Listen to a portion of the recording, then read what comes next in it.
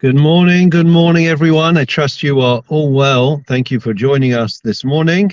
I apologize that during the course of this week, it's been rather difficult to be able to make time for this. It's been pulled in all directions. I hope you understand.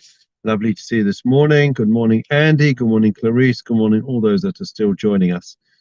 So I want to share with you a beautiful idea, and it's about the culmination of the Exodus from Egypt. We find that the Jewish people are instructed that they should they should ask their Egyptian neighbors, their former masters, for the Ruchush Gadol, for the great wealth, the biza, the gold and the silver, and they should take that. Because God had promised Abraham that when the Jewish people go out from slavery, they will go out with great wealth, and therefore it was incumbent on God to fulfill his promise and let the Jewish people go out with great wealth. Now the question is obvious. If God, who can do anything and everything, and in fact performed all the miracles, and afterwards, even after they left Egypt and after the 10 plagues, we know that God, for example, rained manna of this heavenly dew and food which nourished the Jewish people for 40 years. So anything and everything is possible. And therefore, if God wanted to fulfill his promise to keep his word to Abraham of the Jewish people leaving with great wealth, it didn't have to be by approaching the Egyptians. God could have simply performed a miracle, and on the way out of Egypt, there was a massive pile of Bitcoin or gold or silver. That's all he had to do. Why did God make it in this way? Good morning, Estelle. I've said good morning to the others already. Good morning. Welcome from Stanmore. Hope it's very sunny over there. Anyways, that's the question. So I want to tell you a true story. I'm forgetting the names. I think it was the Shach, but the Marasham. I don't know. Anyways, there was a great rabbi, a posek, a halachic decider, and a man approached him for a loan, and he agreed to offer the man the money, and he, business continued, life continued. Anyways, he was looking at his ledger several months later, and he noticed that sorry, let me backtrack. So this loan took place, and then the borrower of the loan, Reb Yid, he came one day, and the rabbi was in the middle of learning, and he came with an envelope to repay the loan. The rabbi thanked him, put the envelope in his large tome of the Talmud, and he carried on learning, and it all was forgotten. A few months later, he was looking at his ledger as to the loans that he'd lent out, this rabbi, and he noticed that Reb Yid had, according to the ledger, had not repaid the loan. Anyways, when he approached the man said, "No, of course I repaid the loan. Don't you remember? I came to your house, I gave you the envelope. You were very busy, but I gave you the envelope." And he says, "Well, according to my ledger, I don't." Anyways, there was no way of resolving this issue. It was his word against his, and therefore it went to the Beis Din. And according to Jewish law, really to absolve yourself of a loan, you would have to take an oath and swear that you deny culpability.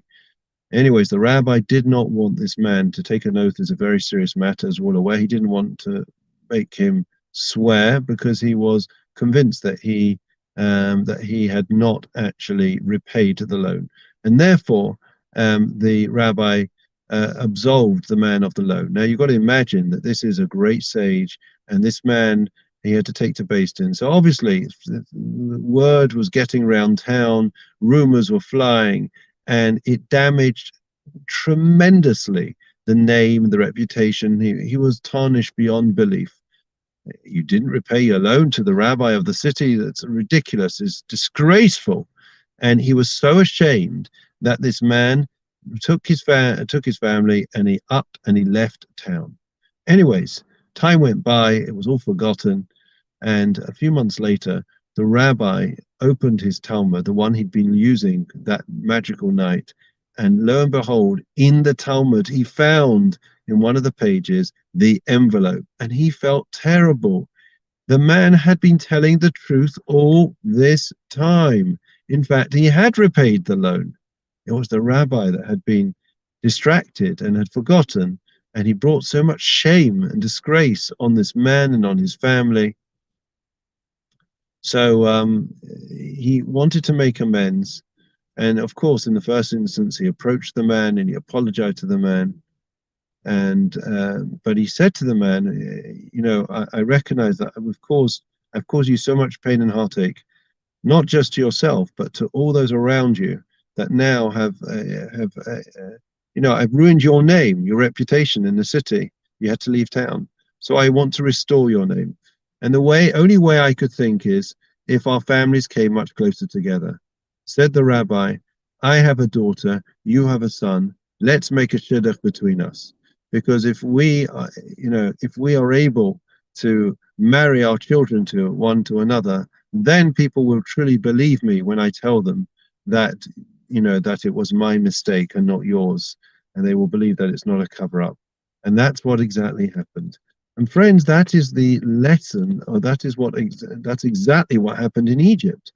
That God could have just provided, you know, magically or miraculously wealth for us to leave and fulfill his word to Abraham. But then what would have happened? We still would have been left with the shame and disgrace of being slaves, with a slave mentality.